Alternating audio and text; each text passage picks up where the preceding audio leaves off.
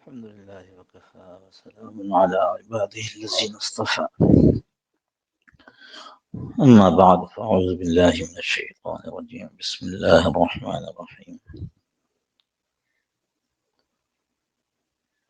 إذ يتلقى المتلقيان عن اليمين وعن الشمال قعيد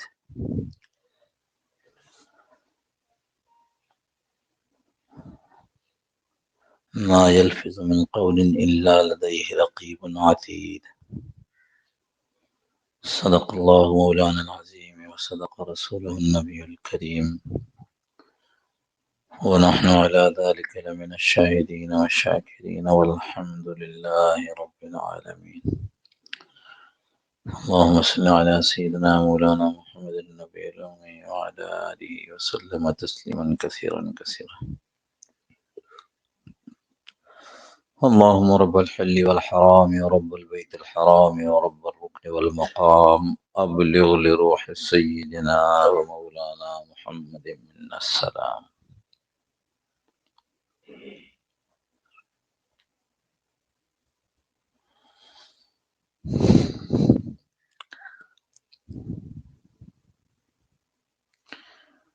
اللہ جل جلالہ و من والہ نے حضور صلی اللہ تعالی علیہ وسلم کو اس دنیا میں زندگی گزارنے کا بہترین طریقہ دے کر بھیجا۔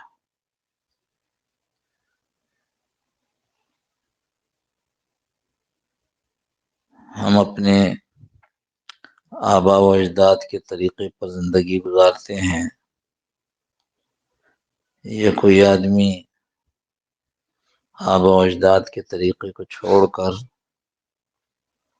اپنی جی چاہی سے اپنی مرضی سے زندگی گزارتا ہے، یا کوئی آدمی جیسا آج کل دیکھا جا رہا ہے مغرب سے متاثر ہو کر میڈیا کے ذریعے چیزوں کو دیکھ کر پھر اپنی زندگی گزارتا ہے۔ یہ سب طریقے ناکامی کی طرف لے جانے والے ہیں۔ دنیا اور آخرت میں کامیابی کا واحد طریقہ حضور صلی اللہ تعالی علیہ وسلم والا طریقہ ہے۔ دوستو، یہ ایمان کا حصہ ہے۔ یہ کسی مولوی صاحب کی بات نہیں ہے، یہ کسی ایسے ہی آدمی نے کچھ الفاظ نہیں بول دیے ہیں، یہ در حقیقت ہمارے آپ کے ایمان کا حصہ ہے۔ رسول اللہ صلی اللہ تعالی علیہ وسلم ایسے رہبر، ایسے رہنما اللہ نے بھیجے ہیں جنہوں نے زندگی گزارنے کا ایک ایک لمحہ کیسا ہو یہ سمجھایا بتلایا ہے۔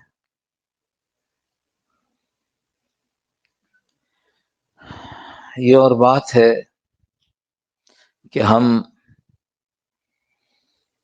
اپنی حرکتوں کی وجہ سے ایک ایسی جگہ پہنچ گئے ہیں جہاں ہر طرف فساد ہے، ہر طرف بگاڑ ہے، امن چین سکون اطمینان دور دور تک نہیں ہے۔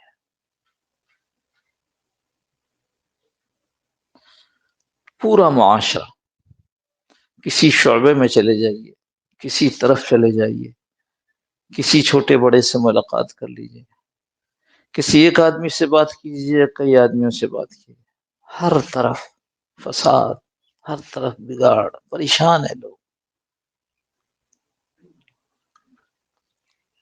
یہ فساد، یہ بگاڑ جو معاشرے میں آیا، یہ دراصل ہمارے اپنے اندر کا فساد ہے، ہمارے اپنے اندر کا بگاڑ ہے۔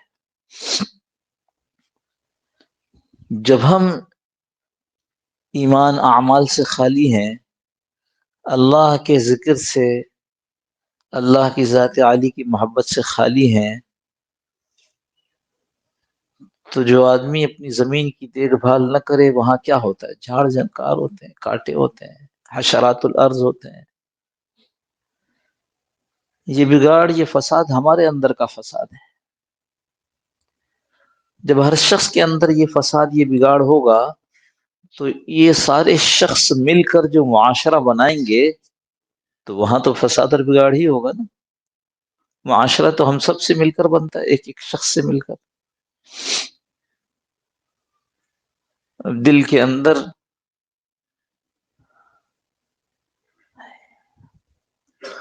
حرص ہے، حسد ہے، ہوس ہے، لالچ ہے، اور ہو جائے اور ہو جائے، اس کی ہوس ہے.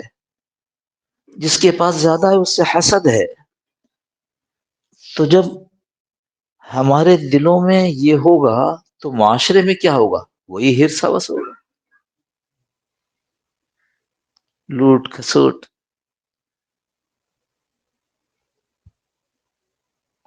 وہی بھتہ خوری، وہی سود، وہی لوگوں سے چھینا چھپٹی. اس لیے کہ ہم میں سے ہر شخص کے دل میں حرص ہے، حسد ہے، ہوس ہے. تو ہم سب سے مل کر جو معاشرہ بنا ہے اس میں ہی ہر طرف لوٹ مار مچی. ایک وہ لوٹ مار کرنے والا ہے جو سڑک کے کنارے کھڑے ہو کر لوٹ مار کرتا ہے، ایک وہ ہے جو دکان کے اندر کھڑا ہو کر لوٹ مار کرتا ہے. ہر گاہک سے جتنا چھین سکتے ہو چھین لو. اور یہ جہاں سے مال لے کر کے آیا ہے اس نے وہاں اس کو لوٹا ہے. ہر طرف. دفتر میں وہ کہتے رشوت دو، ہر طرف لوٹ مار. کیوں؟ ہم سب کے اندر تو حرص ہوس ہے نا. تو ہم سے مل کر جو معاشرہ بنا ہے اس میں بھی ہر جگہ حرص ہوس ہی ہوگی. فساد اور کس چیز کا نام ہے؟ بگاڑ اور کس چیز کا نام ہے؟ ایک انفرادی بھتہ خوری ہے. ایک آدمی آ جاتا ہے، دو آدمی آ جاتے ہیں، پستول سر پہ رکھ کر کہتے ہیں یہ دو مال، موبائل دو، پیسے دو. ایک اجتماعی بھتہ خوری ہے. بس جو جائز ناجائز ٹیکس لگاتے چلے جاؤ. یہ چیز تو اتنے کی ہے لیکن حکومت نے اس پر اتنا ٹیکس لگا دیا ہے لہٰذا اب یہ چیز کی قیمت یہ نہیں رہی. ہر طرف فساد بگاڑ. اور وہ فساد بگاڑ ہمارے اپنے اندر کا فساد اور بگاڑ ہے. ساری معیشت تباہ ہے. دن رات سب مل کر اس کو تباہ کر رہے ہیں. چند لوگ ہیں اللہ ماشاء اللہ جو اس تباہی میں شریک نہیں. تو یا تو اس تباہی میں شریک نہیں ہے، خاموش بیٹھ گئے، یا اس تباہی کو اچھا نہیں سمجھتے اس لیے خاموش بیٹھ گئے، یا کوشش کر کے دیکھ بھی صحیح نہیں ہوتا چھوڑ دیا. تو اس وقت پورا معاشرہ ہمارا اس معیشت کی تباہی کو بھگت رہا ہے. ہمارے اندر کا فساد ہے. ایسی دل کے اندر حب جاہ، حب مال، دونوں بیماریاں ہیں. حب جاہ منصب کی محبت، منصب، سیٹ، کرسی. حب مال زیادہ سے زیادہ مال کی محبت. نتیجہ کیا ہوا؟ نتیجہ یہ ہوا کہ اس مال کی اور اس کرسی کی جنگ نے ہماری حکومت سیاست کو تباہ کر کے رکھ دیا، تباہ کر دیا. ہر آدمی اس حب مال اور حب جاہ میں بڑھا جا رہا ہے. اور ہو کیا رہا ہے؟ اب اس کے لیے دھوکہ، اس کے لیے جھوٹ، اس کے لیے فریب. ہاں. اور جہاں کسی کے پاس پہلے سے مال اور جاہ ہے تو پھر جبر، استبداد، ظلم. فساد ہمارے اپنے اندر کا ہے. ہمارے اندر حب جاہ اور حب مال ختم ہو جائے تو ہمارے سے مل کر معاشرہ بنے گا وہ اس سے پاک ہوگا. اور آگے بڑھ کر کے میڈیا نے کمال کیا ہوا ہے. وہ جھوٹ، وہ دھوکہ، وہ فریب، جو سیاہ ہے اس کو سفید بنا کر پیش کر دیا، جو سفید ہے اس کو سیاہ بنا کر پیش کر دیا.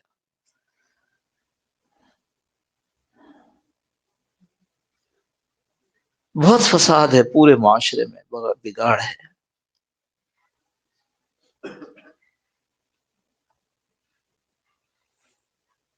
دل اللہ کے خوف سے بالکل خالی ہے، اللہ کی شوق، اللہ کی محبت سے بالکل خالی.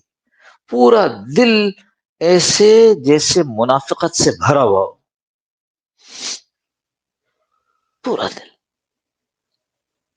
گھر میں، بازار میں، دفتر میں، مسجد میں، جدھر جاؤ منافقت. یہ جو ہماری معاشرت ہوتی ہے نا، اٹھنا بیٹھنا، بول چال، لباس پہناوا، لوگوں سے تعلق، اس کو معاشرت کہتے ہیں. اس پوری معاشرت میں منافقت کا زہر گھل گیا. زہر.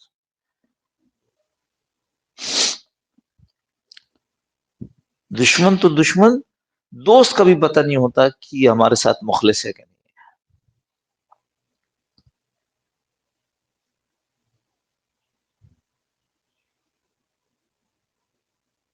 کتنی دفعہ ایسا ہوا، یہ دیکھا کہ کسی جگہ گئے، اپنے ساتھیوں کے ساتھ بیٹھے ہیں کسی دفتر میں، کسی دکان پر، کسی جگہ پر، کوئی ایک آدمی آ گیا، اوہو، بڑے اتفاق سے ملے، بڑے خلوص سے مسکرا کر، بھائی تم بہت دنوں کے بعد آئے، بھائی فلاں، بھائی فلاں، بھائی فلاں. اور جب وہ دفتر سے اٹھ کر گیا تو وہ دفتر والے کہنے لگے، پتہ ہی کون ہے؟ اب اس کی جناب برائیاں اور غیبت. یہ روز آنا کا مشاہدہ ہے، یہ ہر جگہ کی کا مشاہدہ.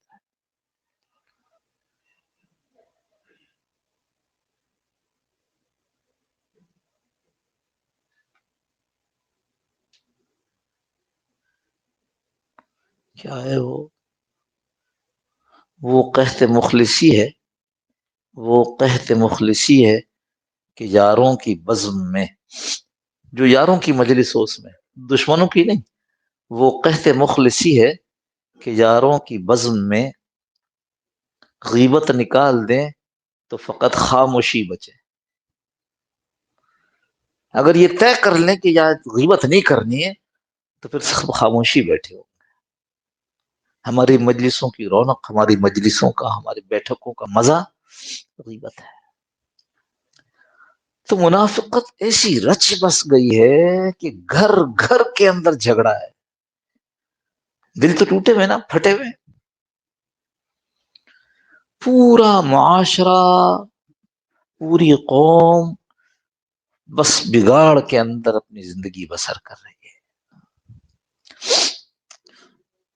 میں نے عرض کیا کہ رسول اللہ صلی اللہ تعالی علیہ وسلم کو اللہ پاک نے دنیا میں بھیجا تو مکمل رہبر رہنما بنایا ہے. کوئی موقع ایسا نہیں ہے جس کے لیے اللہ کے رسول صلی اللہ علیہ وسلم نے ارشاد نہ فرما دیا. عقبہ بن عامر رضی اللہ تعالیٰ عنہ فرماتے ہیں، میں نے رسول اللہ صلی اللہ تعالی علیہ وسلم سے پوچھا، نجات کی صورت کیا ہے؟ دنیا آخرت میں جس طرح سے ہم پھنسے ہوئے ہیں، راستہ نہیں مل رہا ہے. میں نے پوچھا، من نجا، اللہ کے رسول نجات کی صورت کیا ہے؟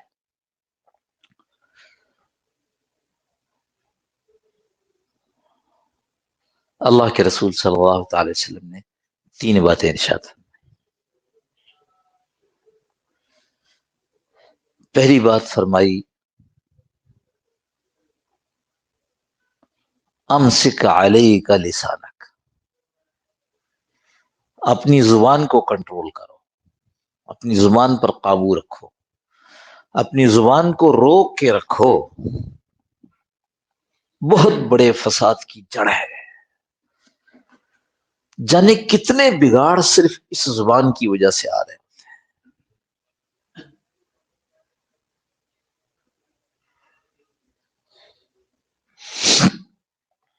اپنی زبان کو روک کے رکھو. فرمایا کہ ایک آدمی اپنے منہ سے کوئی بول نکالتا ہے اور اس کو پتہ بھی نہیں ہوتا، ایسی بغیر سوچے سمجھے بول دیا. جب وہ بولا تو فرمایا اتنی اللہ پاک کو خوشی ہوتی ہے کہ اس کو جنت کے درجات میں اونچا کر دیتے. حاجی صاحب ادھر آ جائیے، یہ آپ کی جگہ خالی ہے، جگہ دے دو رستہ ہے.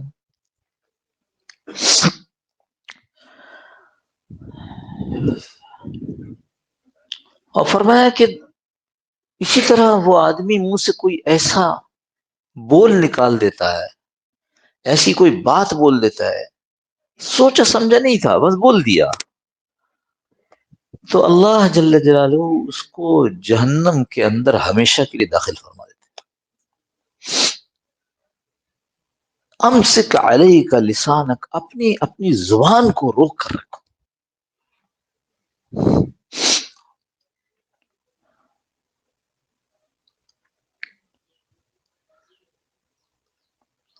رسول اللہ صلی اللہ علیہ وسلم نے یہ بات بتائی، اس لیے ہمارا اس پر ایمان ہے کہ ہر روز صبح کو یہ بدن کے سارے اعضاء، ہاتھ پاؤں، یہ کان، یہ ناک، یہ آنکھ، یہ دماغ، یہ سارے اعضاء زبان کے آگے ہاتھ جوڑتے ہیں کہ دیکھ تو اگر صحیح رہی تو ہم بھی صحیح رہیں گے، تو نے اگر گڑبڑ کر دی تو ہم سب پھسل جائیں گے، ہم سب مصیبت میں آ جائیں گے.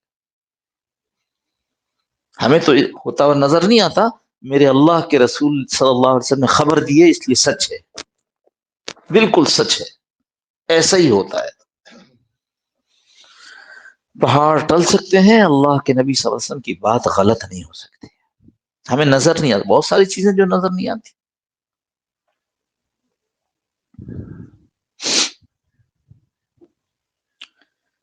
اور ایک حدیث میں اس طرح ارشاد فرمایا کہ ایک آدمی ایک بول بول دیتا ہے، وہ بول اللہ کو اتنا ناپسند ہوتا ہے کہ اللہ پاک اس کو جہنم میں اتنی گہرائی میں پھینک دیتے ہیں جتنی گہرائی مشرق سے مغرب تک کے فاصلے کی ہوتی.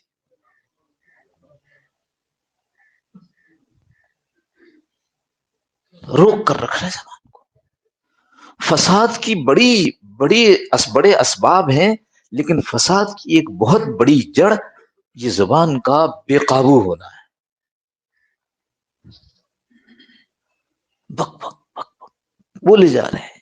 ایک آدمی نے کوئی ایک بات کہی اور دوسرے آدمی نے اس کے اوپر ایک بات لگائی. اس نے جب اس کی یہ بات سنی تو اس نے اس کے اوپر ایک بات لگائی. ہوتا ہے کہ نہیں، ایک آدمی مذاق میں کوئی بات کہتا ہے تو اس کا مذاق میں دوسرا جواب دیتا ہے، تو وہ پہلے والا اس کا مذاق میں تیسرا جواب دیتا ہے، پھر ایسے ہوتا چل جاتا ہے. کبھی بات ختم ہو جاتی ہے اور کبھی یہی بات لڑائی جھگڑے میں تبدیل ہو جاتی ہے، خون خرابہ ہو جاتا ہے. امسک علیک لسانک، یہ اللہ کے نبی صلی اللہ علیہ وسلم کا ارشاد. میں نے کہا اللہ کے نبی صلی اللہ تعالی علیہ وسلم جو فرما رہے ہیں، اس کے علاوہ کہیں کامیابی مل نہیں سکتی ہے. آپ لاکھ منصوبے بنائیے، آپ لاکھ پالیسیاں بنائیے، ہاں آپ خوب کوشش کیجئے کہ یوں ہو جائے تو میرا معاشرہ سدھر جائے گا، اور میری معیشت سدھر جائے گی، اور میری سیاست سدھر جائے گی، اور میرے معاشرت جو میرا اٹھنا بیٹھنا، لوگوں کا میل جول محبت، یہ صحیح ہو جائے گا. نہیں ہو سکتا جب تک کہ رسول اللہ صلی اللہ علیہ وسلم والا طریقہ اختیار نہ کرے.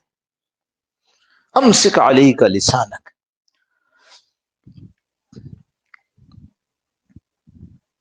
معاذ بن جبل رضی اللہ تعالیٰ عنہ فرمایا اللہ کے رسول اخبرنی بعمل یدخلنی الجنہ ویباعدنی من النار. اللہ کے رسول صلی اللہ تعالی علیہ وسلم مجھے ایسا عمل بتا دیجئے جس سے میں جنت میں داخل ہو جاؤں اور جہنم سے دور ہو جاؤں. آپ صلی اللہ تعالی علیہ وسلم نے سب سے پہلے تو یہ کہا، لقد سألتنی من امر عظیم، بے شک تو نے بہت بڑی بات پوچھ لی ہے۔ کیوں؟ کہ اصل مسئلہ یہی ہے۔ اصل مسئلہ کیا ہے؟ اصل مسئلہ یہی ہے،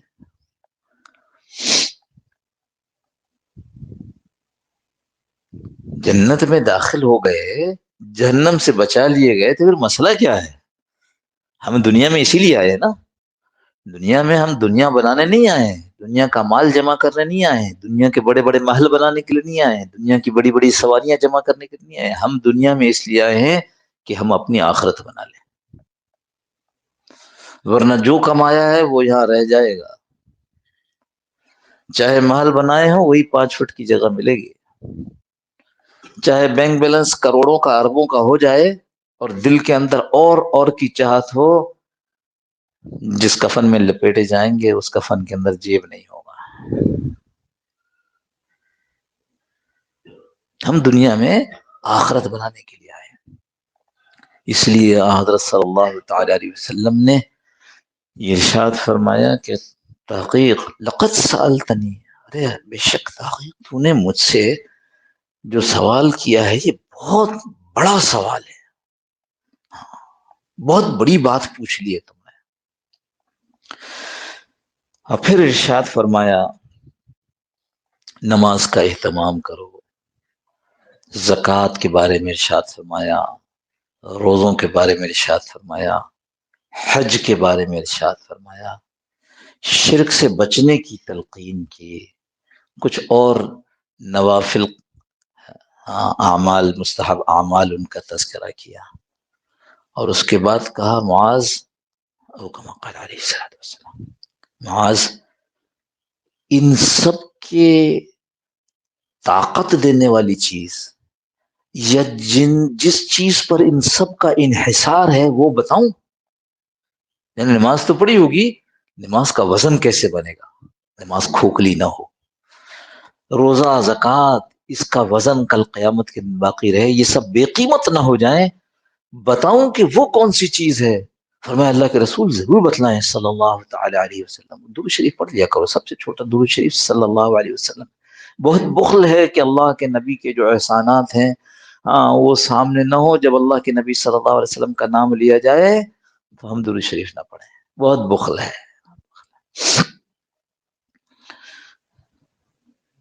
فرمایا اللہ کے رسول صلی اللہ علیہ وسلم ضرور ارشاد فرمائیں گے وہ کون سی چیز ہے جو ان سب کو قوت دے گی، طاقت دے گی؟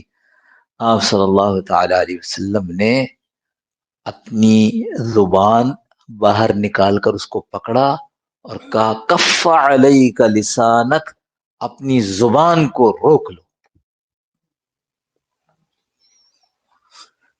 یہ زبان آدمی کی ساری نمازیں ضائع کر دے گی، حج، زکوٰۃ، روزے ضائع کر دے گی۔ کف یعنی اتنی اہمیت تھی، یہ بھی بول سکتے تھے کہ زبان قابو کرو، لیکن صرف اس پر زور دینے کے واسطے اپنی زبان نکال کر اور اس کو پکڑ کر پھر فرمایا کف علیک لسانک، اپنی زبان کو قابو روک لو۔ کف کف یعنی روک لینا، باندھ لینا، کف علیک لسانک۔ بتاؤ منہ سے بولتے ہوئے کچھ سوچتے ہیں؟ کوئی لفظ منہ سے نکالتے ہوئے کبھی خیال کیا کہ اس کا حساب ہوگا؟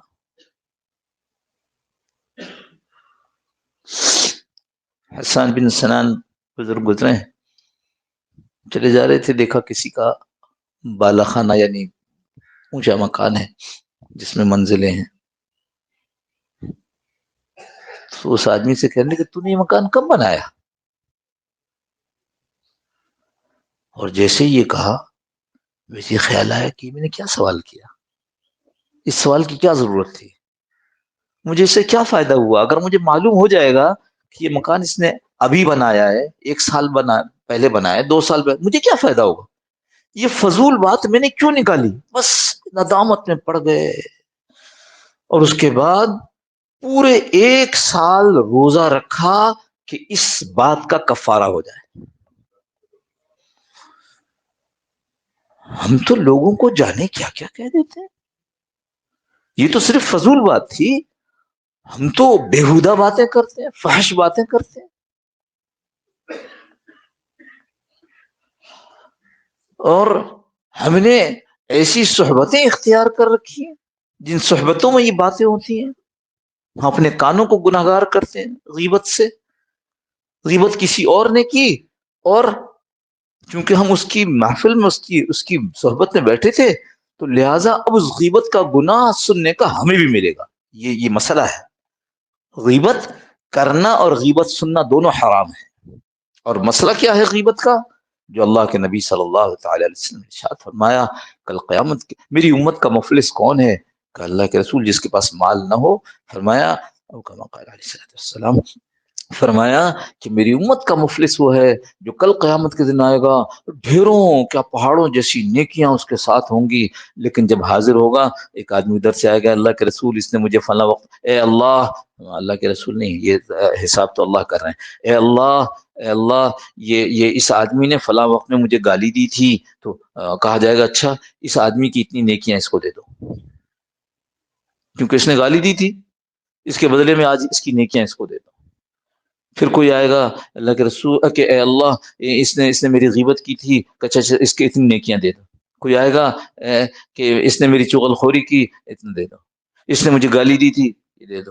اس نے مجھے تھپڑ مارا تھا، یہ دے دو. ایسے کرتے کرتے کرتے کرتے وہ آدمی چونکہ بولا بہت تھا اور اسی کو سمجھتا تھا کہ یہ سب کچھ ہے نا. ہمارے معاشرے میں اس وقت کوئی آدمی خاموش رہنے والا ہو تو کہتے ہیں تو گھوٹو ہے، اس کے پاس مزہ نہیں آتا ہے، اس کے پاس بیٹھتے ہیں، چلو اس کے پاس بیٹھو، بڑا مزیدار، بڑی باتیں اچھی بتاتا ہے، بہت مزیدار آدمی. اچھا وہ کیا کرتا ہے؟ وہی واہی تباہی کرتا ہے، اس کے پاس جاتے ہیں. اب یہ آدمی جو خود بھی غیبت کرتا تھا، غیبت والوں کی مجلس میں دوسروں کی غیبت کو بھی اپنے اوپر لیتا تھا، نتیجہ یہ کہ اس کی نیکیاں کم ہو گئیں، ختم ہو گئیں. لوگ آتے رہے، لوگ مانگتے رہے. اب کہا گیا اس کی نیکی تو ہے نہیں، تو ایسا کرو تمہارے پاس اگر گناہ ہے تو وہ اس کو دے دو. تو اب اس کے گناہ اس پر جا رہے ہیں، یہاں تک کہ اللہ کے رسول صلی اللہ علیہ وسلم نے ارشاد فرمایا کہ جو نیکیوں کا ڈھیر لے کر آیا تھا وہ اپنے سر پر گناہوں کا انبار لے کر واپس ہوگا. یہ مفلس ہے. اللہ ہم سب کی حفاظت فرما دے. چاہتے ہیں کہ زبان قابو کر لیں، ہوتی نہیں ہے. کہیں کوئی واقعہ پڑھ لیا، کہیں کوئی بیان سن لیا، بس نہیں کروں گا اب بات، لہذا خاموش ہو جاتا. ایک بات یہ بھی سمجھ لو، ہم سے علی کا لسانک تو کیا ہونٹ سی لیں، کیا کریں؟ آپ کوئی بات نہ کریں. دیکھو اللہ کے نبی صلی اللہ علیہ وسلم نے کیسے کھول کھول کر چیزیں فرمائی ہیں.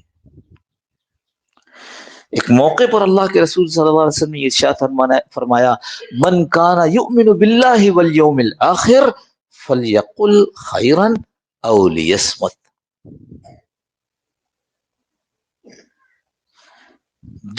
جو آدمی اللہ پر اور اس کے رسول پر ایمان رکھتا ہے، من کان یؤمن باللہ والیوم الآخر، اللہ پر اور آخرت کے دن پر ایمان رکھتا ہے.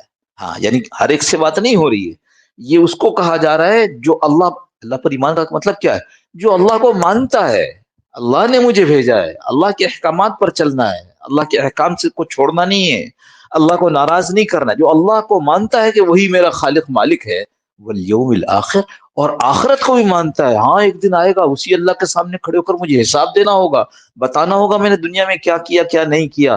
من کان یؤمن باللہ والیوم الآخر فلیقل خیرا، تو اس کو چاہیے کہ جب کہے تو کوئی خیر کی بات ہی کہے. اس کو چاہیے فلیقل خیرا او لیصمت، اور اگر خیر کی بات نہیں کہہ سکتا تو پھر چپ رہے.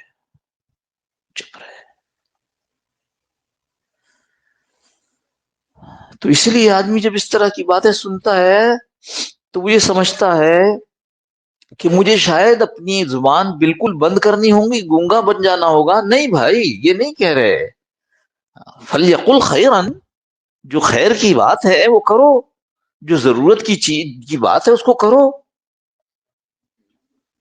لہذا بعض لوگ اپنے آپ کو بالکل خاموش کر لیتے ہیں اور پھر اس خاموشی کی وجہ سے ایک دن صبر کا بندھن ٹوٹ جاتا ہے اور پھر بولنا شروع کرتے ہیں تو پھر سارے پچھلے ریکارڈ بھی توڑ دیتے ہیں.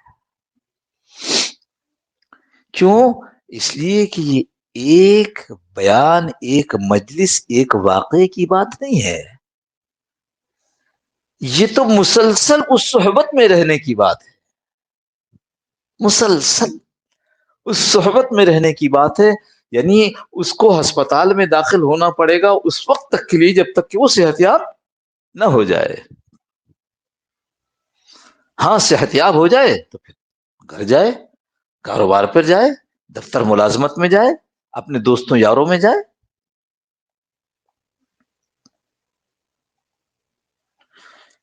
اس لیے فرمایا امسک علیک لسانک، اللہ کے نبی صلی اللہ تعالی علیہ وسلم نے یہ بات ارشاد فرما دی، اپنی زبان کو روک کر رکھو.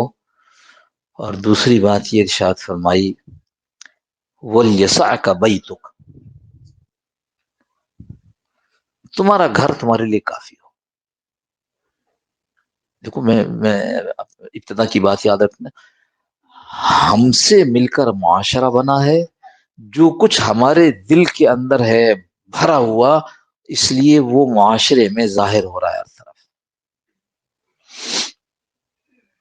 تمہارا گھر وَلْيَسَعْكَ بَيْتُكَ، تمہارا گھر تمہارے لیے کافی ہو جائے. یہ جو رواج ہے نا گھومنے پھرنے کا، بلا ضرورت گھر سے نکلنے کا، اب یہ وہ زمانہ نہیں ہے. فساد پھیل گیا ہے. اللہ کے نبی صلی اللہ علیہ وسلم نجات کی صورت بتا رہے ہیں، دنیا میں بھی نجات ہوگی، آخرت میں بھی نجات ہوگی. اپنے گھر کو اپنے لیے کافی سمجھو، ضرورت کے بغیر گھر سے نہ نکلو. ضرورت ہے تو ضرور جاؤ، ٹہلنے کی ضرورت ہے صحت کے لیے، جاؤ فجر کے بعد چہل قدمی کر کے آ جاؤ. بازار سے سامان لینے کی ضرورت ہے، جاؤ بازار سے سامان لے کر آ جاؤ. مگر یہ ٹہلنا اور یہ بازار سے جانا، یہ سب رسول اللہ صلی اللہ علیہ وسلم کی سنت کے مطابق ہوگا تو حفاظت ہوگی، ورنہ حفاظت نہیں ہوگی. کاروبار پہ ملازمت پہ جانا ہے ضرور جاؤ، یہ ہماری ضرورت ہے، لیکن اللہ کے نبی صلی اللہ علیہ وسلم کے طریقے پہ جاؤ، کماؤ، ملازمت کرو، پھر واپس آ جاؤ. گھر سے بلا ضرورت نہ نکلا جائے، لوگوں سے بلا ضرورت ملنا جلنا نہ ہو، ضرورت ہے تو ملو. ایک تو وہ ضرورت ہوتی ہے کہ مجھے آپ سے کچھ لینا ہے، آپ کو کچھ دینا ہے. ایک وہ ضرورت ہے کہ میرے رشتہ دار ہیں، ان کے ساتھ ملاقات، مل کر ان کا حال احوال لینا. اس کو دین میں پسندیدہ بتایا گیا، وہ قدم اچھے بتائے گئے جو قدم اپنے رشتہ داروں سے ملنے کے لیے اٹھتے ہیں. پڑوسیوں کی خیر خبر لینا ہے، اس کے لیے گھر سے نکلنا ہے. میں نے کہا بلا ضرورت ملنا جلنا نہ رکھو، یہ تو ہماری ضرورت ہے کہ ہم پڑوسیوں کی خیر خبر گیری کریں.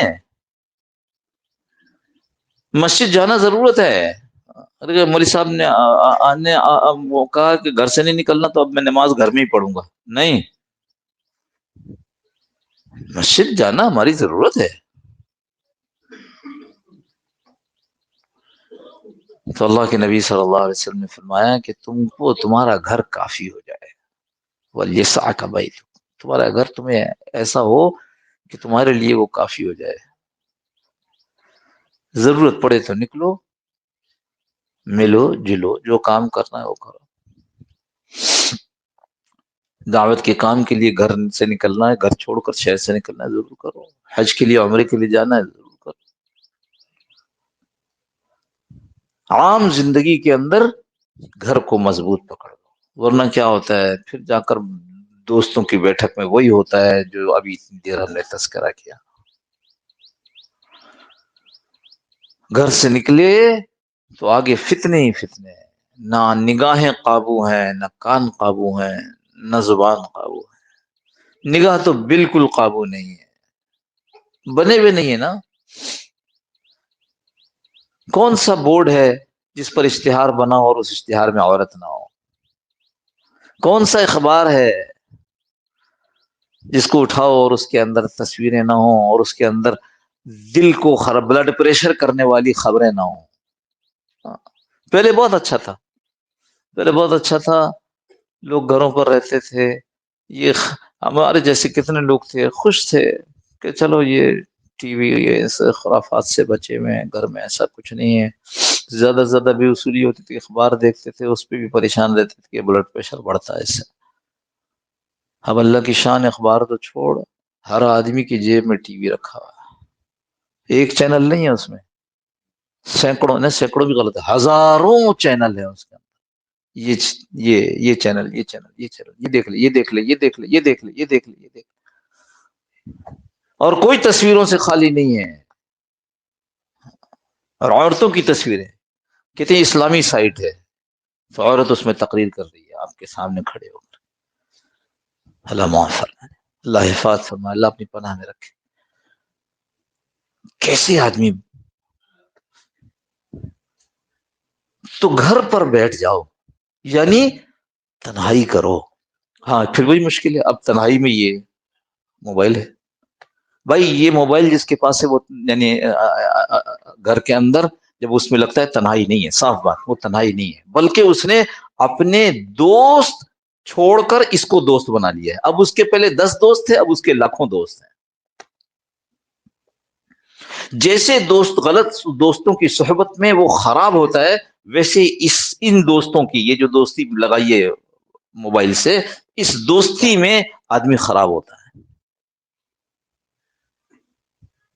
اور ایک بات عرض کر دوں، ذرا ہے خطرے کی لیکن بتانا اچھا ہے، رسول اللہ صلی اللہ علیہ وسلم نے ارشاد فرمایا کہ ایک آدمی پہاڑوں جیسی نیکیاں لے کر آئے گا لیکن وہ سب اس دن اڑ جائیں گی۔ کہا اللہ کے رسول ایسا کیا ہوگا کہ اڑ جائیں گی؟ کہا وہ تنہائی میں چھپ چھپ کے گناہ کرتا تھا، مخلوق کی مخلوق شیطان نے مبتلا کر دیا۔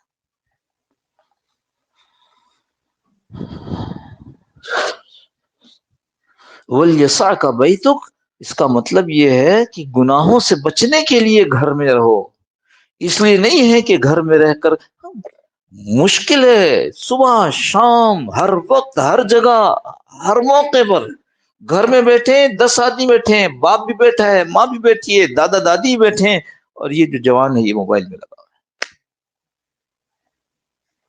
وَلْيَسَعْكَ بَيْتُكَ، تیرا گھر تیرے لیے کافی ہو جائے، تو اپنے گھر میں نیک اعمال کر، نمازیں پڑھا، خدمت کر، گھر والوں کے اس کام میں ہاتھ بٹا، ذکر کر، تلاوت کر، گھر کی صفائی کر۔ حضور صلی اللہ تعالی وسلم کیا کرتے تھے؟ اما عائشہ سے پوچھ رہے ہیں کیا گھر میں کیا کرتے تھے؟ فرمایا جو کام ہم کرتے تھے اس کام میں آ کے شریک ہو جاتے تھے، بکری کا دودھ نکالتے، اگر جوتے خراب ہو گئے تو جوتے گاٹ رہے ہوتے تھے، جو کام ہم کرتے تھے گھر کے کاموں میں شریک ہو جاتے تھے۔ ہم تو گھر کا کام کرنا اپنے لیے عیب سمجھتے ہیں، ہم تو مرد ہیں۔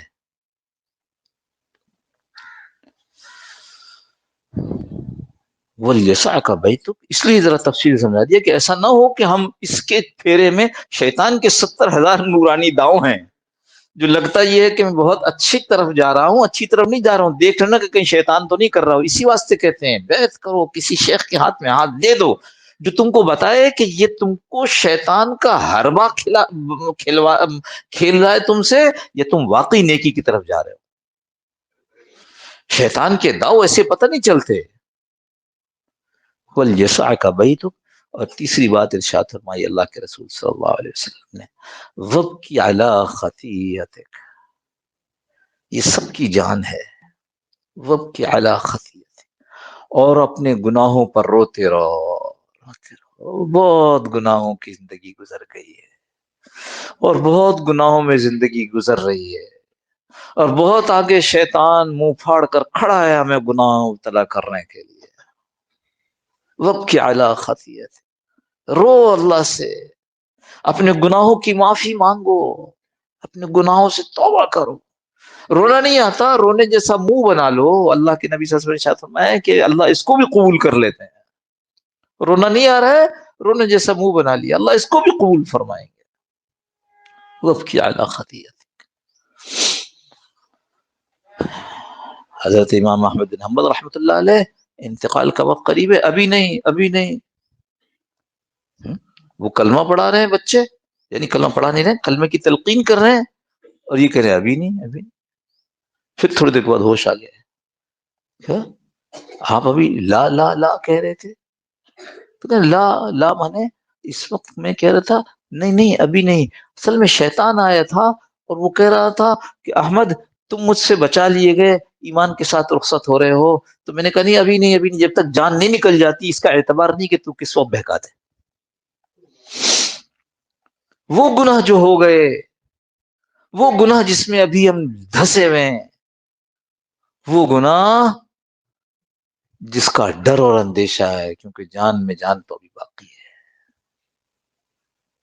اللہ ہم سب کی حفاظت فرمائے، اپنی پناہ میں رکھے. میں نے کہا یہ جان ہے سب کی، وبکی علی خطیئتک، کہ پچھلے بھی ختم ہو گئے. ہاں حضرت رحمۃ اللہ ہمارے نور سے فرماتے تھے یہ تھوڑا سا بارود ہوتا ہے نا، یہ تھوڑا سا بارود بڑے بڑے پہاڑ اڑا دیتا ہے. فرماتے تھے یہ استغفار یہ توبہ یہ چھوٹی سی چیز ہے لیکن یہ گناہوں کے پہاڑوں کو اڑا کر رکھ دیتا ہے. میں نے کہا یہ سب کی جان ہے. وبکی علی خطیئتک، مانے نماز پڑھ رہے ہیں، نماز پڑھنے کے بعد آپ صلی اللہ علیہ وسلم کیا کرتے تھے؟ استغفر اللہ استغفر اللہ استغفر اللہ. وبکی علی خطیئتک، اللہ سے اپنے گناہوں کی معافی مانگتے رہو. اچھا کام کیا تھا، پتہ نہیں اس میں کیا غلط ہو گیا ہوگا، تو معافی مانگ رہے ہیں اللہ سے. اور یاد رکھو التائب حبیب اللہ، جس نے توبہ کر لی، جو اپنی خطاؤں پر رو کر اللہ سے معافی کروا لیتا ہے، پھر وہ حبیب اللہ، اللہ کا دوست اور محبوب بن جاتا ہے. اب بتاؤ جو اللہ کا دوست بنے گا اس کی زندگی میں کہیں گڑبڑ رہے گی؟ اس کی زندگی میں کوئی بے برکتی ہوگی؟ اس کی زندگی میں کوئی پریشانی آئے گی؟ بالکل نہیں آئے گی. اللہ اس کی زندگی کو ایسا بنا دیں گے کہ وہ کسی لمحے پریشان نہیں ہوگا. اللہ والوں کے اوپر بھی تو مصیبتیں آتی ہیں، اللہ والوں کے ہاں بھی تو فاقے آتے ہیں. ہم یہ تھوڑی کہہ رہے ہیں کہ فاقے نہیں ہوں گے، ہم یہ تھوڑی کہہ رہے ہیں مصیبت نہیں آئے گی، ہم یہ کہہ رہے ہیں پریشان نہیں ہوگا. کئی دفعہ اس کو عرض کیا کہ پریشان نہیں ہونے کا کیا مطلب ہے. ہمارے حضرت حکیم اختر صاحب رحمت اللہ علیہ، اللہ ان کی قبر کو نور سے بھر دے، فرماتے تھے کہ یہ سوئٹزرلینڈ والوں نے گھڑی بنائی ہے، ایسی گھڑی بنائی ہے کہ اگر اس کو پانی میں رکھ دو 24 گھنٹے رکھے رہو، پانی کی بالٹی میں ڈال دو، اس کے اندر پانی داخل نہیں ہوتا. کہتے واٹر پروف ہے، اس میں پانی داخل نہیں ہوتا. جب سوئٹزرلینڈ فرماتے تھے یہ بات، جب سوئٹزرلینڈ والے واٹر پروف گھڑی بنا سکتے ہیں تو کیا میرا اللہ غم پروف دل نہیں بنا سکتا؟ اس کے دل کے چاروں طرف غم ہے، فاقہ بھی ہے، بیماری بھی ہے، لیکن یہ سب غم دل کے چاروں طرف ہیں، دل کے اندر داخل نہیں ہوتے. حضرت عمران ابن حسین سعد سے، عمران ابن حسین لیٹے ہوئے ہیں، کئی سال سے ایک کروٹ پر ہیں کیونکہ زخم ہے دوسری طرف. تو کوئی ملنے کے لیے آیا، یہ حضور صلی اللہ علیہ وسلم کے صحابی ہیں، کوئی ملنے کے لیے آیا، کہنے لگا کہ حضرت آپ اتنے سال سے بیمار ہیں، ایک کروٹ پر ہیں، اتنی پریشانی ہے، لیکن آپ کو دیکھنے سے پتہ نہیں چلتا، آپ کا چہرہ ایسا حشاش بشاش ہے. تو فرمانے لگے کس کی بات پوچھتے ہو؟ اس کی جس کو اللہ نے اس کے صبر، اس کے اچھے عمل کی وجہ سے ایسا کر دیا کہ اس کے پاس صبح شام فرشتے آ کر اس سے مصافحہ کرتے ہیں. تو بتاؤ اس کو پریشانی ہوگی؟ اس کا دل تو اللہ نے غم پروف بنا دیا. اس واسطے التائب حبیب اللہ، اللہ اپنے دوستوں کا دل ایسا بنا. اللہ سے دوستی کر لو، کرو گے نا انشاءاللہ.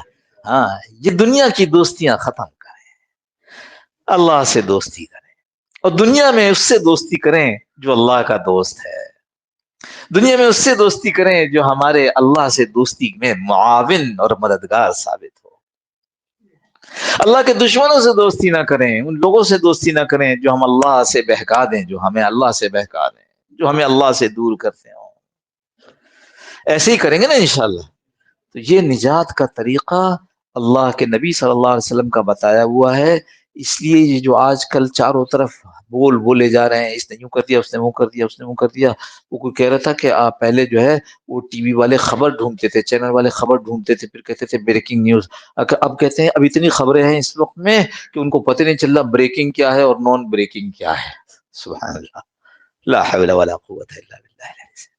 ہر طرف بول رہے کیا سچ کیا جھوٹ کیا دھوکہ کیا فریب کچھ پتہ نہیں، بس بول رہے جو جو منہ میں آ رہا ہے بول رہا ہے، اور ہم اس کو سن رہے ہیں، اس میں شریک ہو رہے ہیں، اس کی غیبت میں شریک ہو رہے ہیں، اس کی چغلی میں شریک ہو رہے ہیں، اس کی بدگوئی میں شریک ہو رہے ہیں. اس لیے اس وقت نجات کی جو صورت اللہ کے نبی صلی اللہ علیہ وسلم نے بتلائی ہے، اس کو بالکل دانتوں سے پکڑ لے، ہاں جانے نہ دے. پہلی بات کیا تھی؟ امسک علیک لسانک، اپنی زبان کو قابو رکھو. دوسری بات ولیسعک بیتک، تمہارا گھر تمہارے لیے کافی ہو جائے، بس اتنا بس سمجھو کہ اس میں تمہارا ایسا نہ ہو کہ تم پریشان ہو جاؤ کہ گھر سے باہر نکلنا ہے. ولیسعک بیتک. اور تیسری بات وابکی علی خطیئتک، یہ نجات کی صورت اللہ کے نبی نے بتلائی ہے، اس کے علاوہ نجات کی کوئی صورت نہیں. اور جو آدمی اس کے باوجود کرنے کے نجات نہیں پا رہا تو پھر مشورہ کرے کہ میں اس کو سمجھ رہا ہوں کہ ان پہ چل رہا ہوں، میں چل نہیں پا رہا ہوں، ورنہ نجات ہو چکی ہوتی. اللہم صلی علی سیدنا مولانا محمد وعلی آلہ وسلم.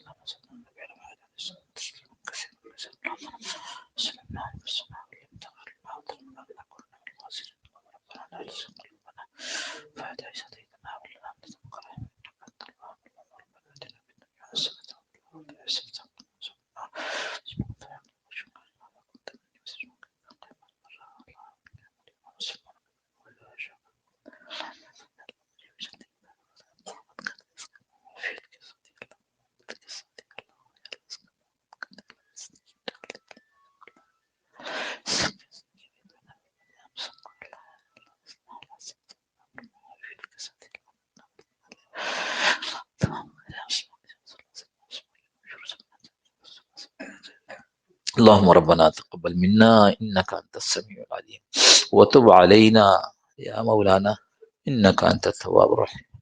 وصلى الله تعالى على خير خلقه محمد وعلى اله وصحبه اجمعين برحمتك يا رب.